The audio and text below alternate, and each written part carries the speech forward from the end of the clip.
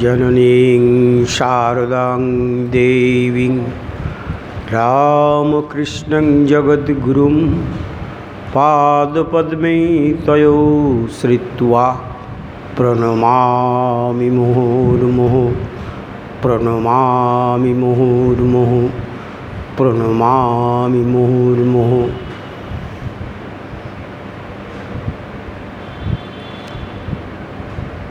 ठाकुर মা স্বামীজি শ্রীচরণে আমার আন্তরিক প্রণাম। রামকৃষ্ণ বেদান্ত মঠের সকল সন্ন্যাসী ও ব্রহ্মচারী বৃন্দ এবং সদস্যবৃন্দকে জানাই আমার যথাযোগ্য সম্মান ও প্রণাম। উপস্থিত ভক্তমণ্ডলীকে জানাই আমার প্রণাম। আমরা মাসে দুটি করে আলোচনা করি। প্রথমটি হলো শ্রীরামকৃষ্ণ মহিমা, আর আজ থেকে শুরু হচ্ছে মাতৃমহিমা। আমরা মাসে দুটো করে আলোচনা শুনব। আজকের প্রথম মাতৃমহিমা। মাতৃমহিমা মানে মা শারদার দিব্যলীলার কথা, সেইটা আমরা শুনব। এবং এই আলোচনা খুব দীর্ঘদিন ধরেই হবে, কারণ মায়ের অনন্ত জীবন, অনন্ত তার লীলা ছড়িয়ে ছিটিয়ে যেমন রয়েছে তিনি সশরীরে থাকাকালীন, তেমন আজও মা কিন্তু সূক্ষ্ম শরীরে তাঁর লীলা দেখিয়ে চলেছেন। শুধু আমাদের দেশে নয়, আমাদের এই বাংলায় নয়, সারা পৃথিবীতে মায়ের লীলা আজও চলছে এবং আগামী দিনেও চলবে। আচ্ছা, আপনারা কি জানেন মায়ের জন্ম তারিখটা? কেউ বলতে পারবেন?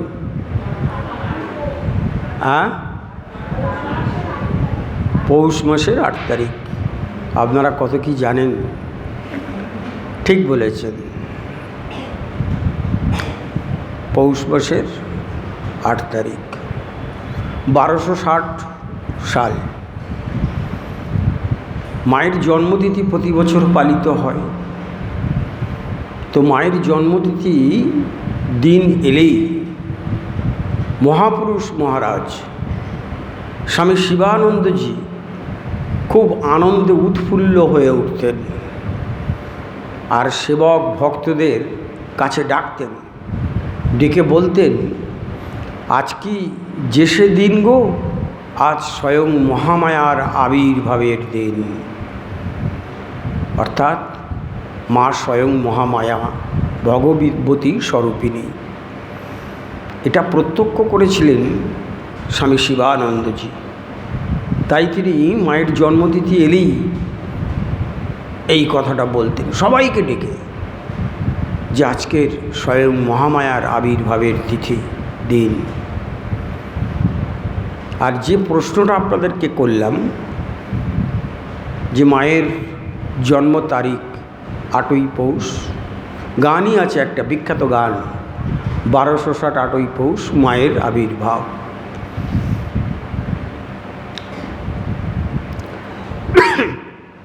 মা মহামায়া রূপে দেখা দিয়েছেন অনেককে, কিন্তু মায়ের আবির্ভাবের একটা ঐতিহাসিক দিব্য প্রেক্ষাপট আছে। মায়ের পিতৃদেব নাম মনে আছে? কেউ পারবেন বলতে? রামচন্দ্র। ঠিক বলেছেন। তা মায়ের পিতৃদেব ছিলেন একজন নিষ্ঠাবান ব্রাহ্মণ। ত্রিসন্ধ্যা আহ্নিক গায়ত্রী জপ করতেন। তো একদিন ঠিক সন্ধ্যার আগে গায়ত্রী জপ করতে বসেছেন, আহ্নিক করতে বসেছেন। হঠাৎ তিনি নিজের 2 চোখ দিয়ে সুস্পষ্টভাবে দেখতে পেলেন একটা দিব্য লীলা। সেটি কেমন? দেখলেন জয়রামবাটির পশ্চিম আকাশে স্বয়ং মা জগদ্ধাত্রী আবির্ভূতা হয়েছেন, আর তার ডান পাটা ঠিক যেন জয়রামবাটির মাটি স্পর্শ করছে।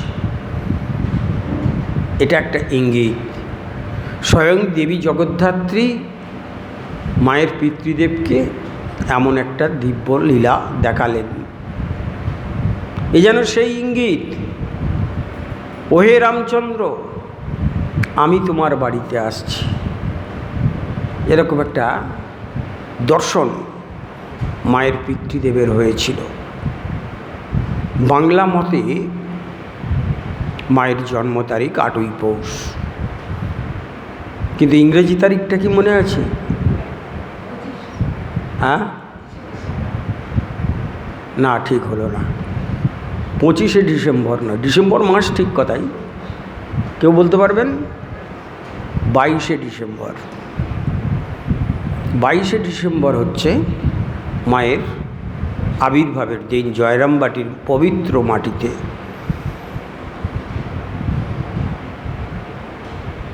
কেন এই 22শে দিনটি মা বেছে নিলেন? মা স্বয়ং নির্বাচন করেছিলেন এই দিনটি আসবে বলে। 22শে ডিসেম্বর তারিখটির একটি আধ্যাত্মিক দিক আছে, সেটা আপনাদেরকে প্রথমে বলি, খুব আনন্দ পাবেন। মা তো 21 তারিখেও আবির্ভূত হতে পারতেন, 23 তারিখ বা উনি যেটা বললেন 25শে ডিসেম্বর, খুব ভালো দিন। কিন্তু মা কেন 22 তারিখটাকেই নিজের আবির্ভাব দিন হিসেবে বেছে নিয়েছিলেন?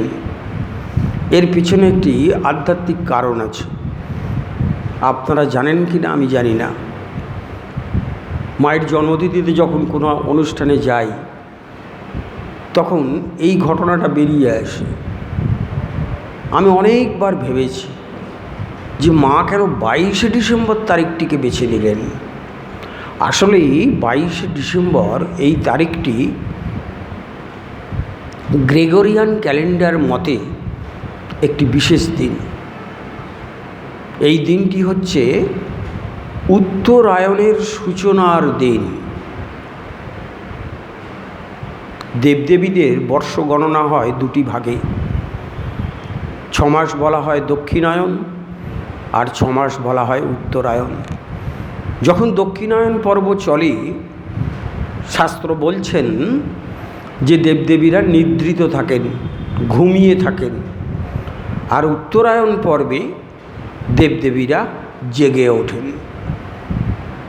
এই 22শে ডিসেম্বর হচ্ছে উত্তরায়ণের সূচনার দিন, অর্থাৎ ফার্স্ট ডে।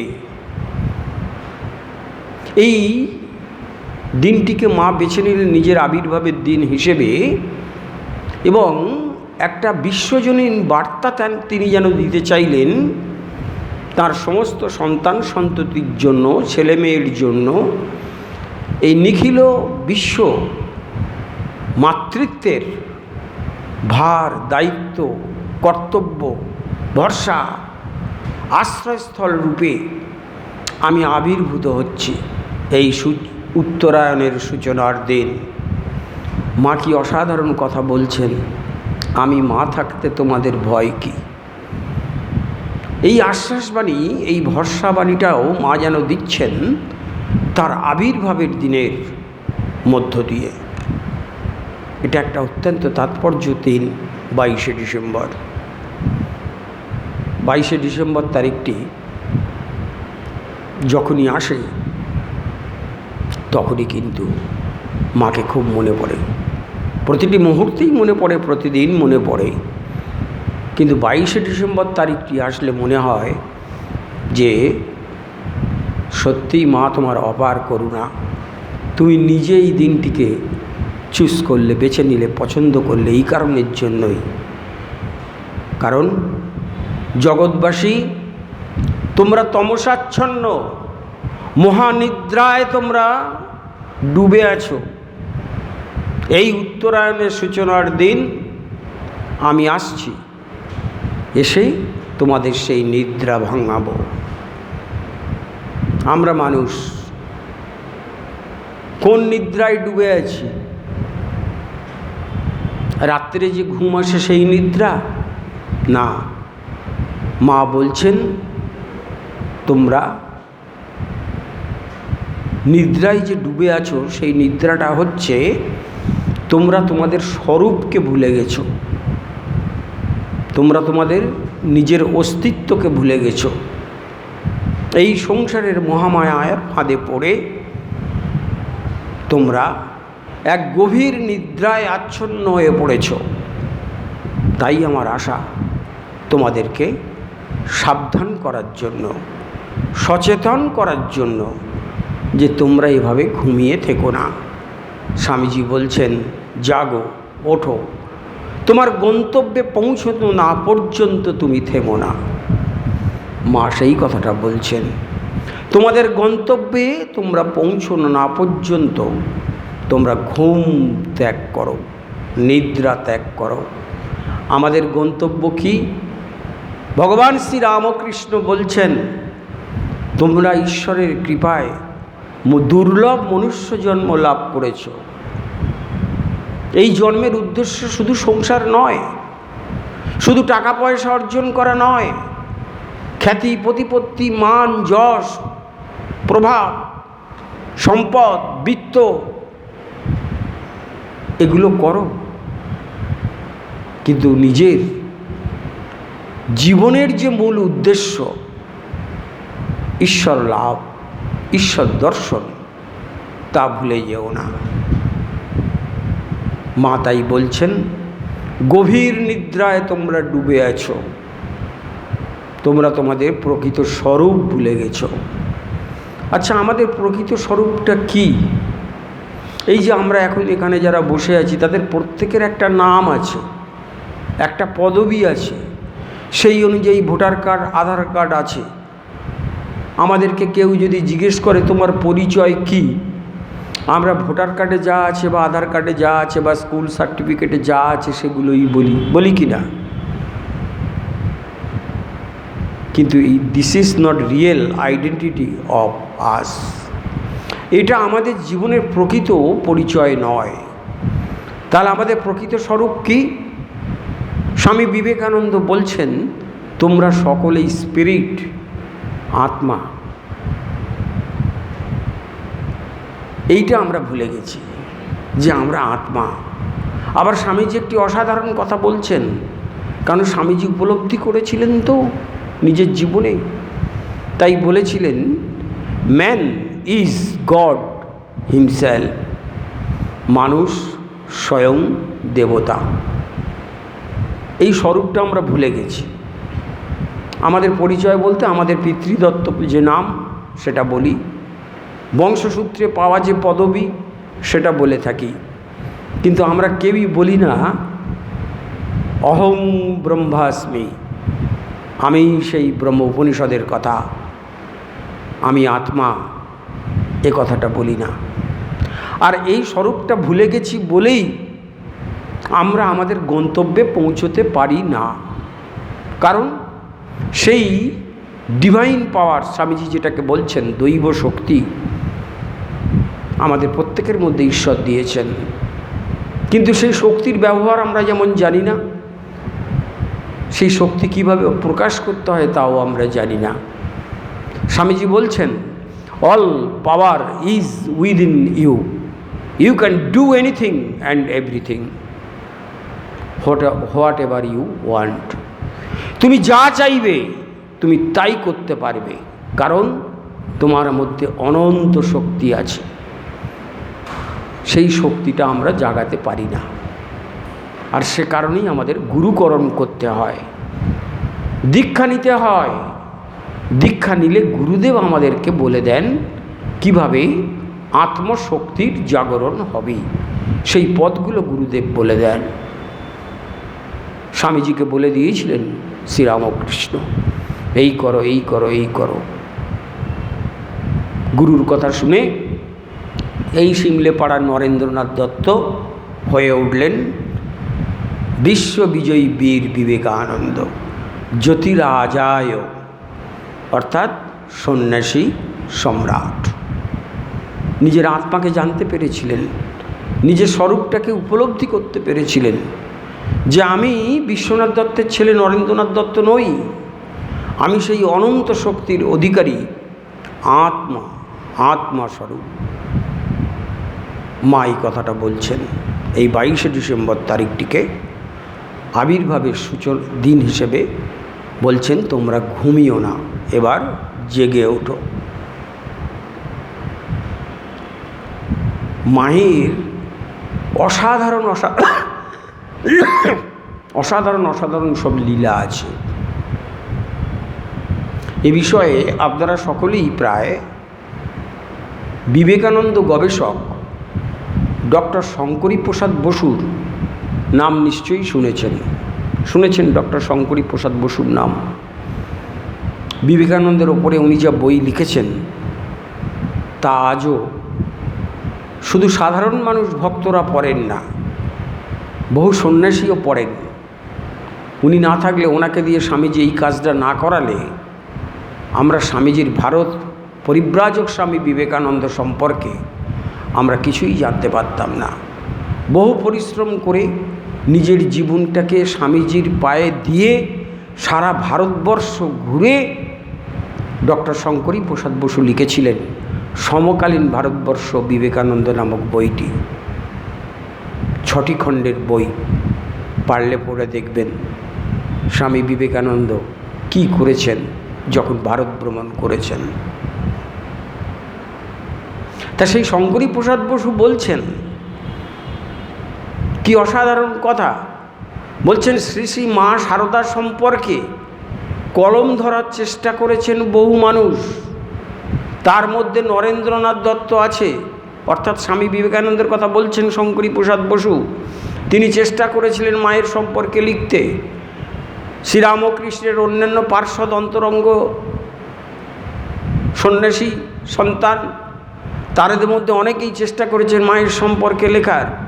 শুধু আমাদের দেশ নয়, সারা পৃথিবী জুড়ে বহু পণ্ডিত মনীষা মায়ের ওপরে লেখার চেষ্টা করেছেন। কিন্তু শঙ্করী প্রসাদ বসু একটি মন্তব্য করছেন, এই যে সবাইয়ের প্রচেষ্টা মাকে নিয়ে কিছু লেখার, এদের সবাইকে ছাড়িয়ে গিয়েছেন সিস্টার নিবেদিতা। আমরা তো মায়ের সঙ্গ করতে পারিনি। তাহলে মাকে জানতে গেলে, বুঝতে গেলে, উপলব্ধি করতে গেলে মায়ের সঙ্গ যারা করেছেন তারা কি বলছেন সেটা আমাদের জানা প্রয়োজন।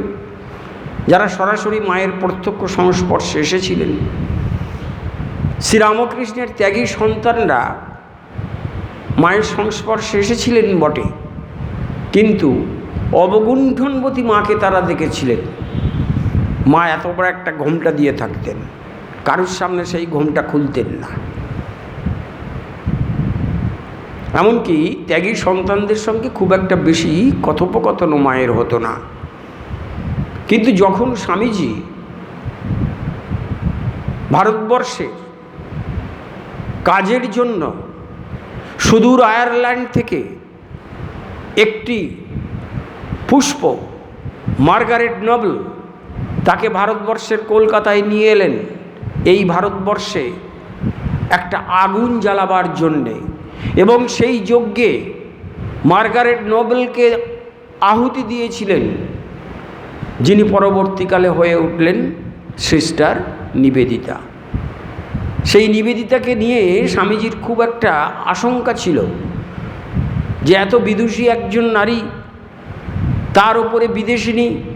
তখন আমাদের এই কলকাতায় তথা ভারতবর্ষে নানান ধরনের জাতপাতের সব বেড়াজাল ছিল, নিবেদিতাকে রাখবেন কোথায়? স্বামী অবেদানন্দজি অভয় দিয়ে, আশ্বাস দিয়ে স্বামীজিকে বলেছিলেন, কেন মার্গারেট থাকবে আমাদের মায়ের কাছে। স্বামীজি খুব আশঙ্কা করছিলেন, মা একজন গ্রাম্য বিধবা, ব্রাহ্মণ ঘরের, তাই আবার তেমন শিক্ষা নেই, মানে ফর্মাল এডুকেশন। নিবেদিতা এত বিদুষী নারী, এই মেয়েটিকে মা কি গ্রহণ করতে পারবে? বা অপরদিকে নিবেদিতা কি আমাদের মাকে সেইভাবে নিতে পারবে জীবনে? এমন আশঙ্কা, এমন দ্বিধা, এমন দ্বন্দ্ব স্বামীজির মধ্যেই ছিল। কিন্তু বাগবাজারে তখন আজকে যেটা মায়ের বাড়ি, মা সেখানে থাকতেন না। মাকে এনে রাখা হয়েছিল বোসপাড়া লেনের একটি ভাড়া বাড়িতে, তখনই উদ্বোধনের বাড়ি হয়নি। উদ্বোধনে মায়ের বাড়ি স্বামীজি দেখে যেতে পারেননি। মাকে যে ভাড়া বাড়িতে রাখা হয়েছিল সেখানেই নিবেদিতাকে আনা হলো। নিবেদিতা যেদিন প্রথম মাকে দর্শন করতে গেলেন, কেউ কারুর ভাষা বোঝে না।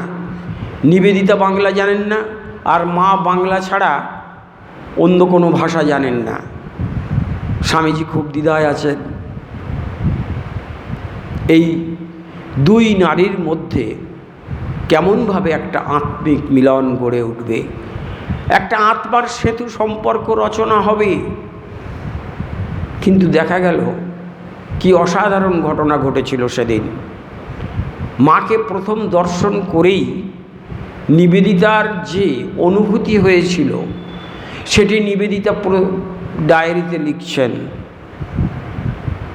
নিবেদিতা প্রতিদিন ডায়েরি লিখছেন day of days in my life. Nivedita লিখছেন, অর্থাৎ আমার এই বয়স পর্যন্ত আমার জীবনের সবথেকে স্মরণীয়তম দিন মায়ের সঙ্গে প্রথম দেখা। নিবেদিতার কি উচ্ছ্বাস!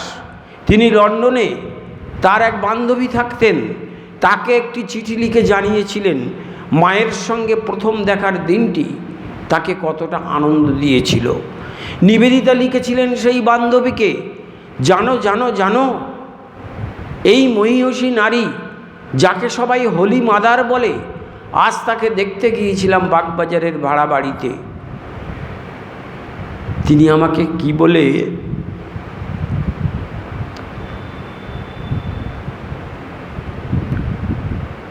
ডেকেছিল জানো? বান্ধবীকে লিখছে, প্রথম দর্শনে তিনি তার দুটি হাত বাড়িয়ে দিয়ে আমাকে বলেছিলেন, তুমি আমার খুকি, মাই বেবি, মাই বেবি বলে মা আমাকে ডেকেছেন। এই ডাকটা শুনে নিবেদিতা আনন্দে আত্মহারা হয়ে গিয়েছিলেন। শঙ্করীপ্রসাদ বসু বলছেন, নিবেদিতা যেভাবে মায়ের সঙ্গ পেয়েছেন, কোনো পুরুষ তো মায়ের অন্দরমহলে ঢোকার প্রবেশাধিকার পেতেন না, কিন্তু নিবেদিতা একজন নারী হওয়ায় মায়ের অন্দরমহলে ঢোকার প্রবেশাধিকার পেয়েছিলেন। তাই তাকে তিনি খুব কাছে থেকে দেখেছিলেন। মা মেয়ের একটা মধুর সম্পর্ক অনুভব করেছিলেন নিবেদিতার স্বয়ং। শঙ্করীপ্রসাদ বসু বলছেন, নিবেদিতা এই সব লেখকের লেখাকে ছাপিয়ে গিয়েছেন। কিন্তু বাস্তবে আমরা কি দেখি? অনেক বড় বড় গ্রন্থ, হাজার হাজার গ্রন্থ মাকে নিয়ে রচিত হয়েছে, আগামী দিনে হবে, আজও রচনা হয়ে চলেছে। কিন্তু নিবেদিতা মা সম্পর্কে যতটুকুনি লিখেছেন আমরা পড়ে দেখেছি, সেটা বড় জোর 10টি পাতা কি 12টি পাতা হবে, এর বেশি লেখেননি। সেই লেখা পড়ে শঙ্করীপ্রসাদ বসু বলছেন, সব লেখককে, সব পণ্ডিতকে ছাপিয়ে গিয়েছেন সিস্টার নিবেদিতা। তাহলে সেই নিবেদিতার চোখে মা কেমন ছিল তার দু একটি এক্সাম্পল যদি আমরা জেনে নিতে পারি, তাহলে মায়ের স্বরূপ সম্পর্কে আমরা একটা ধারণা তৈরি করতে পারব এবং মায়ের প্রতি ভক্তি আমাদের আরও বেড়ে যাবে।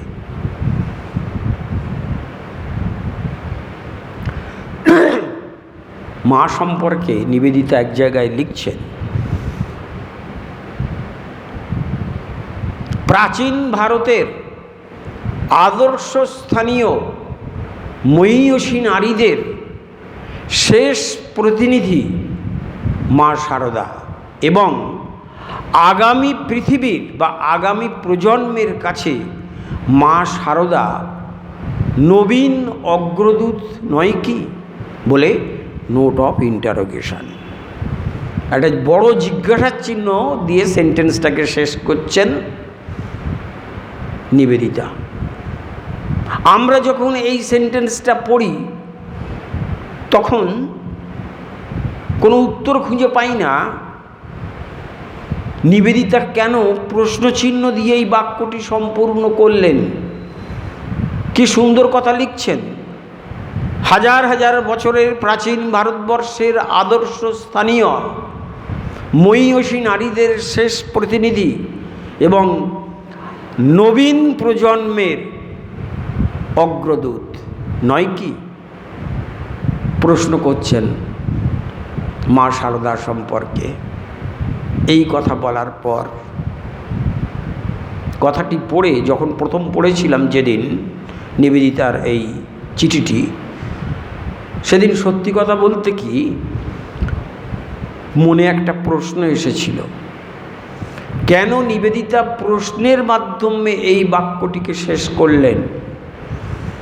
তাহলে কি নিবেদিতার নিজের মধ্যেও কোনো সংশয় ছিল মা সম্পর্কে? উত্তর খুঁজে পাইনি। ভাবতে শুরু করেছিলাম কেন তিনি প্রশ্নচিহ্নের মধ্য দিয়ে এমন সুন্দর কথাটি বললেন। ভাবতে ভাবতে ভাবতে ভাবতে একদিন পৌঁছে গেলাম বাগবাজার মায়ের বাড়িতে। বাগবাজার মায়ের বাড়িতে তখন অধ্যক্ষ আছেন রঞ্জন মহারাজ, সন্ন্যাস নাম স্বামী মুমূর্ষানন্দজি। খুব স্নেহ করতেন, আমাদের ভালোবাসতেন।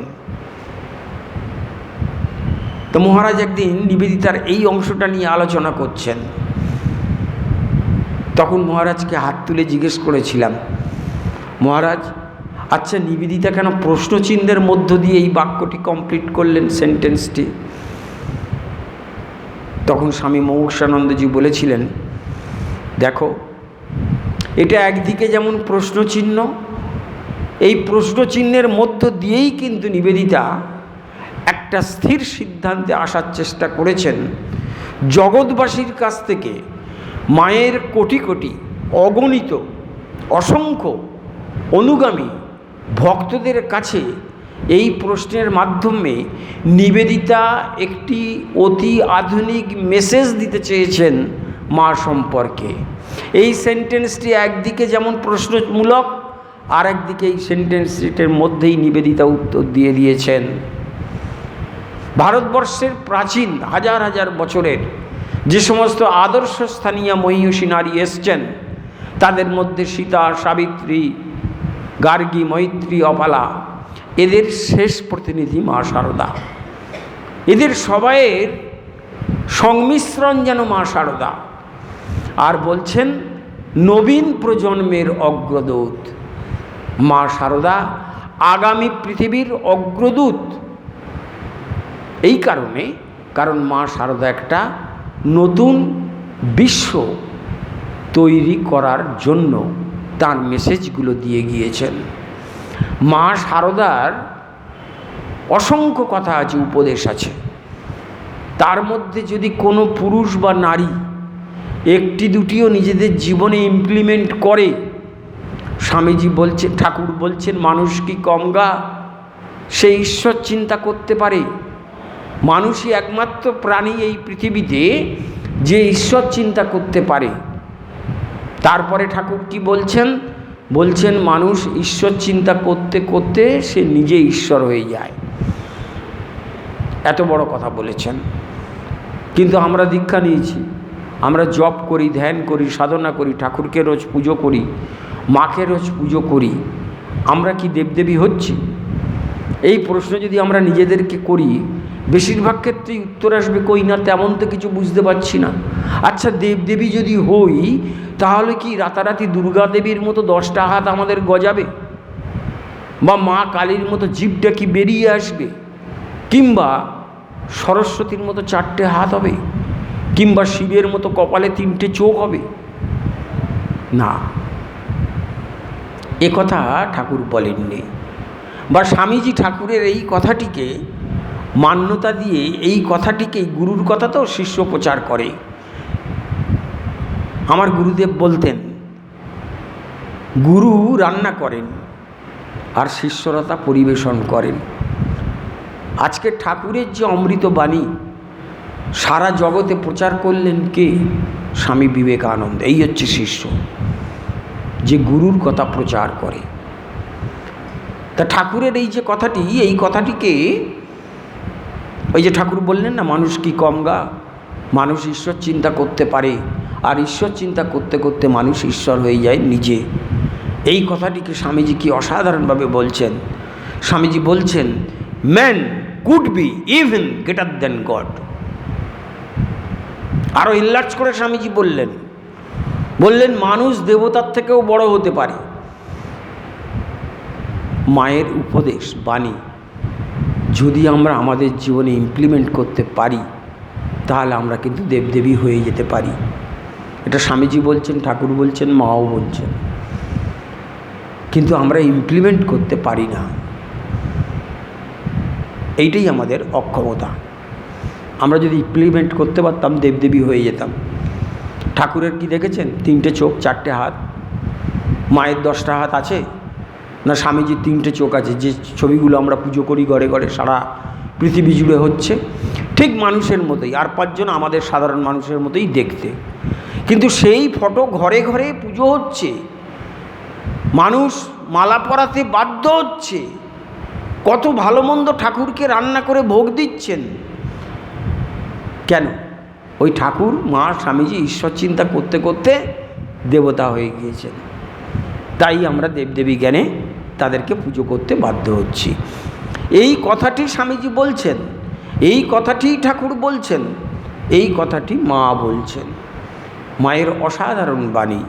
যদি শান্তি পেতে চাও মা, কারো দোষ দেখো না। আপনারা সবাই জানেন এ বাণীটি, কিন্তু বলুন তো, বুকে হাত দিয়ে আমরা কি সেই অদর্শদর্শী হতে পেরেছি? সত্যিই কি আমরা কারোর দোষ না দেখে থাকতে পারি? কোথাও যেন মনে হয় আমি নির্দোষ আর অন্যের দোষী। মা বলছেন, তোমাদের জীবনে শান্তি নেই কেন? কারণ তোমাদের ইগো আছে, তোমাদের অহংকার আছে। আর সেই অহংকার আছে বলেই তোমরা নিজেদের দোষটা দেখতে পাও না।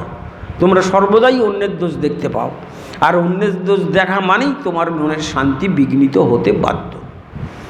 যদি শান্তি পেতে চাও, সংসারে নিজের দোষ দেখবে। এই যে কথাটি, ছোট্ট কথাটি মা বললেন, একটা প্রেসক্রিপশান দিলেন আমাদের মতো ভব রোগীদের জন্য।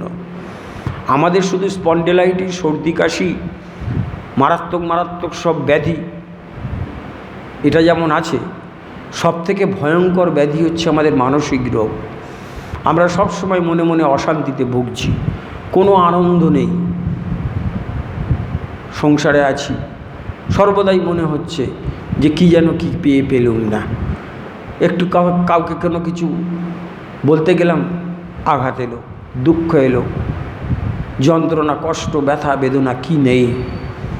মা একটাই প্রেসক্রিপশান করলেন, এসব থেকে তোমাদের মুক্তি ঘটবে, শুধু অন্যের দোষ দেখাটা ছেড়ে দাও। কিন্তু আমরা সেটা পাচ্ছি না, আর পাচ্ছি না বলেই আমাদের যন্ত্রণা কমছে না, আমাদের জীবনে আঘাত কমছে না, ফিরে ফিরে ফিরে ফিরে সব পাচ্ছি।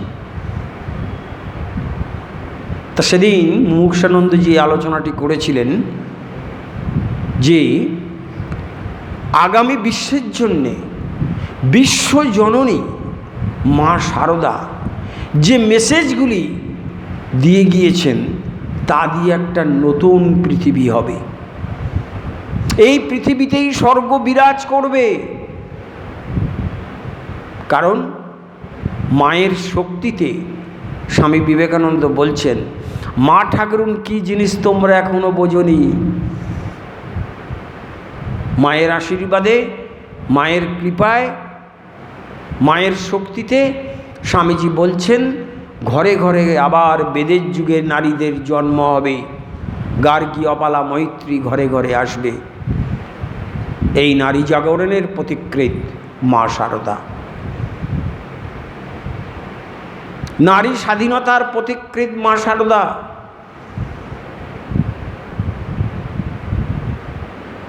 মা শারদার বাণী আমাদের জীবন চলার পথের পাথেয়। এ হচ্ছে মাতৃমহিমা। আরেকটা ঘটনা মনে পড়ছে, কত ঘটনাই তো মনে পড়ছে, তো ধারাবাহিক আলোচনা চলবে।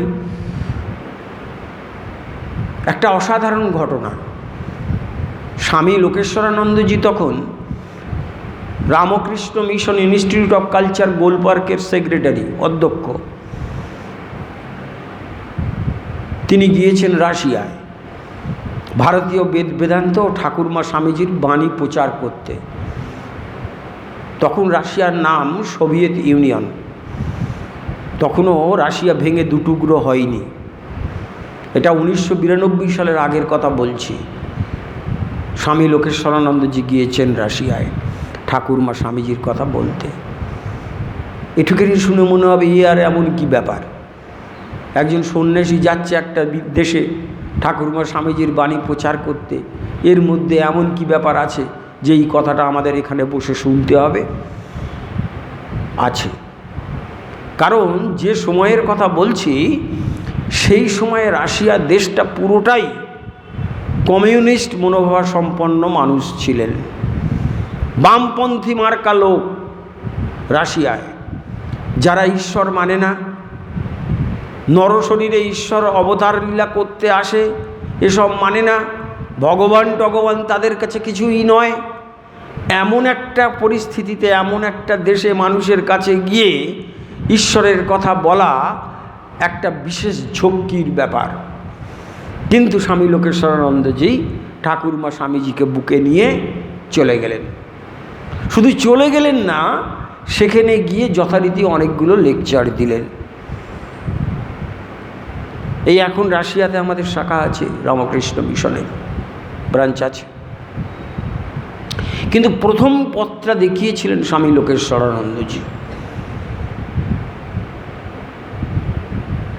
তিনি তো লেকচার টেকচার দিলেন, অনেকেই শুনতে এলেন। তারা কিন্তু কমিউনিস্ট, ঈশ্বর বিশ্বাস করে না। শ্রীরামকৃষ্ণ একজন ভালো লোক, এটুকুনি তারা বিশ্বাস করে।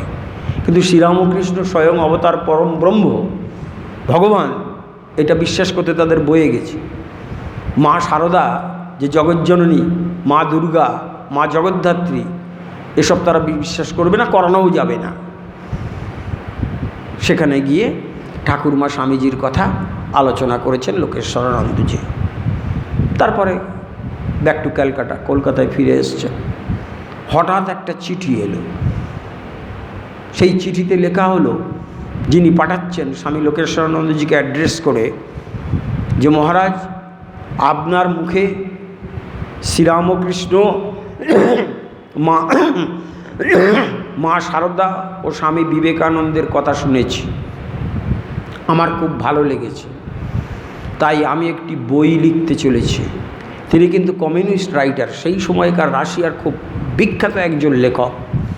তিনি স্বামী লোকেশ্বরানন্দজিকে এই চিঠিটা দিচ্ছেন, দিয়ে বলছেন আমি একটা বই লিখতে চলেছি। লোকেশ্বরানন্দজি চিঠির এইটুখানি পড়েই ভাবলেন তাহলে নিশ্চয়ই স্বামীজির ওপরে লিখবেন, কারণ বিবেকানন্দের প্রচার তখন বিদেশে আছে, খুব বেশি মায়ের প্রচার নেই, সুতরাং মাকে নিয়ে লিখবেন এমনটা ভাবা যায় না। আর শ্রীরামকৃষ্ণ নিয়ে লিখবেন তা কী করেই বা হয়। কিন্তু চিঠির শেষের দিকে এসে লেখক লিখছেন, সেই কমিউনিস্ট রাইটার, যে আমি কিন্তু মা শারদাকে নিয়ে একটি বই লিখেছি এবং সেই বইটির পাণ্ডুলিপি আপনাকে পাঠাচ্ছি।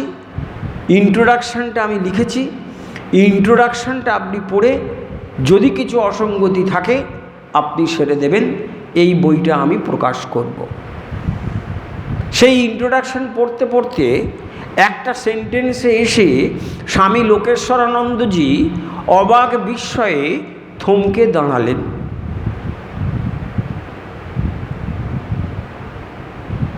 আর এগোতে পারছেন না। সেই কমিউনিস্ট রুশ লেখক লিখছেন, what is the greatest achievement of Sri Ramakrishna for the world.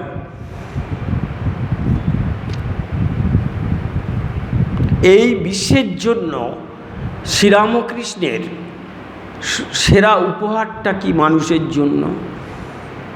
আপনারা বলতে পারবেন? আমরা সবাই এক বাক্যে বলবো, স্বামী বিবেকানন্দ।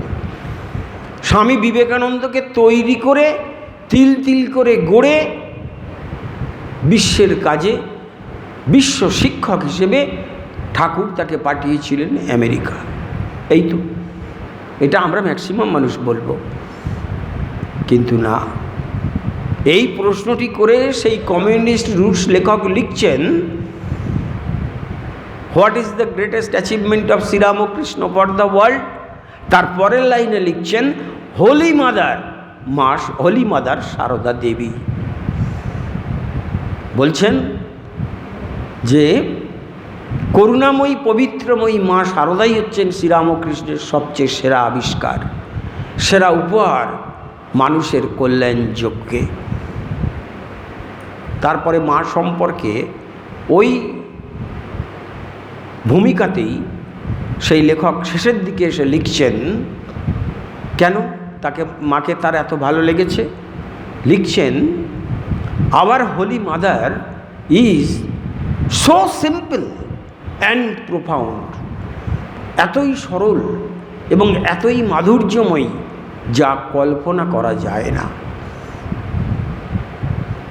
এই কথাটাই নিবেদিতা তার ওই 10 পাতার যে লেখা মা সম্পর্কে সেখানে লিখছেন। তিনি শ্রীরামকৃষ্ণকে নিবেদিতা কোনোদিন নিজের চোখে দেখেননি। তখন শ্রীরামকৃষ্ণ তাঁর লীলা সম্বরণ করে চলে গিয়েছেন স্থূল শরীর নিয়ে। তারপরে নিবেদিতা কলকাতায় এসছেন। নিবেদিতা এক জায়গায় লিখছেন, মা সারদাকে লিখছেন, প্রেম পাতার শ্রীরামকৃষ্ণের অমৃত সুধা প্রেম ধারণের পাত্রখানি হলেন মা সারদা। আমাদের তো সেই প্রশ্নও আছে এবং এটা মনে মনে ভাবি আমরা প্রতিটি মুহূর্তে, ইচ অ্যান্ড এভরি মোমেন্ট, মা সারদার মতো সহধর্মিণী তথা সহসাধিকা যদি শ্রীরামকৃষ্ণ না পেতেন, তাহলে আদৌ শ্রীরামকৃষ্ণ হতে পারতেন কি না, এ ডাউট অনেকেই প্রকাশ করেছেন। অনেক বড় বড় গবেষক এ কথা বলেছেন। ঠাকুর নিজে সেটা অবশ্য স্বীকার করেছেন। ঠাকুর বলছেন, এটা আপনারা সবাই জানেন, ও জ্ঞানদা সরস্বতী, ও জ্ঞান দিতে এসেছে, ও আমার শক্তি। কি অসাধারণ একটা লেভেলে পৌঁছে দিচ্ছেন মাকে স্বয়ং শ্রীরামকৃষ্ণ। আজকের কাগজ খুলে দেখবেন, ঘরে ঘরে ডিভোর্স হচ্ছে। আমি সেদিনকে একটা আনন্দবাজার দেখছিলাম রবিবারে, সেখানে এক ভদ্রমহিলা 56 বছর বয়স, তিনি বিজ্ঞাপন দিচ্ছেন পাত্রপাত্রী কলমে, আমি 3 বার ডিভোর্সি, নামমাত্র বিবাহে, আমি আবার বিয়ে করতে চাই। কেন এত ডিভোর্সের ছড়াছড়ি বর্তমান দিনে? তার একটাই কারণ, স্বামী তার স্ত্রীকে সম্মান করে না, শ্রদ্ধা করে না, ভালোবাসে না। অনুরূপে স্ত্রীও তার স্বামীকে শ্রদ্ধা করে না, সম্মান করে না, ভালোবাসে না। যেটুখানি হচ্ছে একটা চুক্তিমাত্র, কন্ট্রাক্ট, তুমি আমাকে বিয়ে করেছো, খাওয়াবে, পরাবে, ঘোরাবে ইত্যাদি।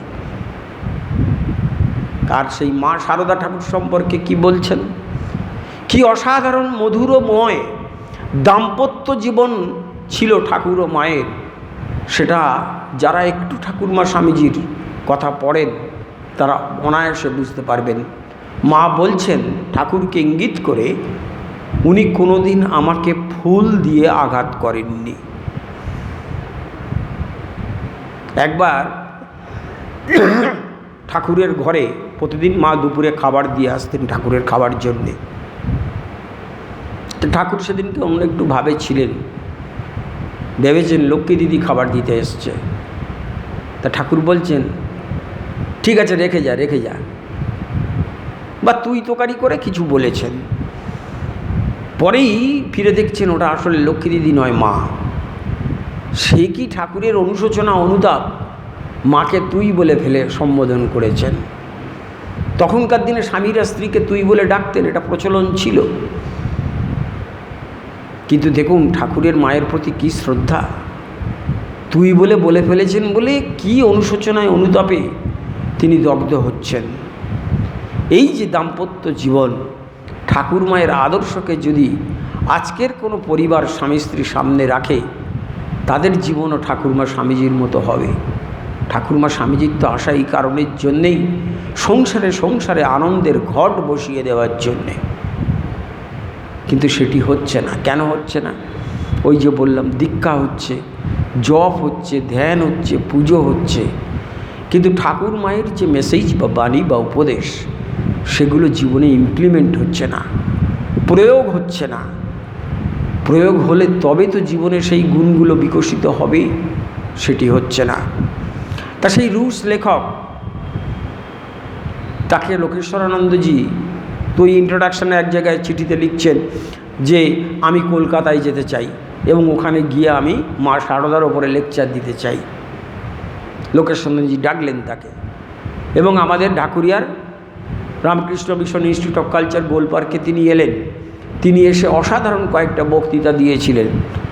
যারা শুনেছিলেন তারা এই একজন কমিউনিস্ট রুশ লেখকের মুখে মায়ের প্রশংসা শুনে অবাক হয়ে গিয়েছিলেন সেদিন।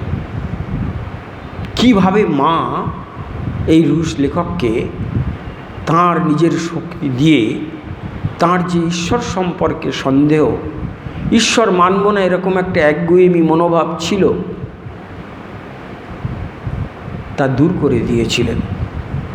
এতদূর শোনার পর মনে হচ্ছে এই যে এতগুলো কথা আপনি বললেন, তা সেই রুশ লেখকের নামটি কি?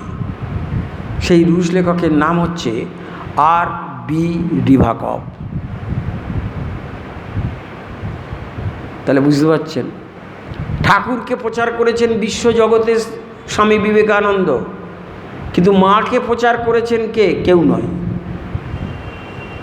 স্বামীজি তো বাইরে গিয়ে কোথাও মায়ের কথা বলেননি, গুরুর কথাই বলেছেন খুব অল্প সময়। কিন্তু মা নিজ শক্তিতে সারা বিশ্বে পৌঁছে যাচ্ছেন।